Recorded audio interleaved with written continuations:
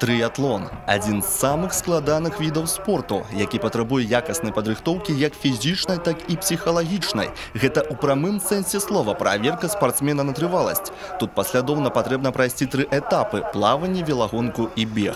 Лепшыя атлеты з усёй краіны на чэмпіянаце Беларусі і Алімпійскіх днях моладзі змагаліся за перамогу і права прадставіць рэспубліку на міжнародных стартах. Барацьба атрымалася вельмі напружанай. Усё вырашалі лічаныя секунды. Впечатление самое положительное. Я старалась, сделала все, что могла.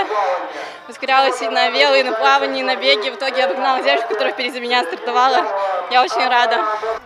У трыятлоне вельмі важна правильно размеркаваць сілы па дыстанцыі, знайсці свой рытм. Таму многае тут вырашае вопыт спортсмена, тое, як ён можа пазмагацца з самім сабой.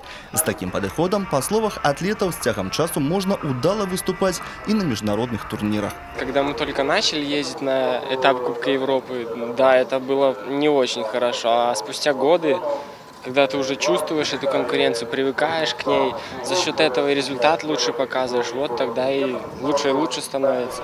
Пераможцы і прызёры чэмпіянату Беларусі і Алімпійскіх дзён моладзі па трыятлоне у хуткім часе прадставіць Беларусь на чемпионатах Европы. На Олимпийских днях молодежи проходил отбор на первенство Европы в Грецию, который пройдет через месяц.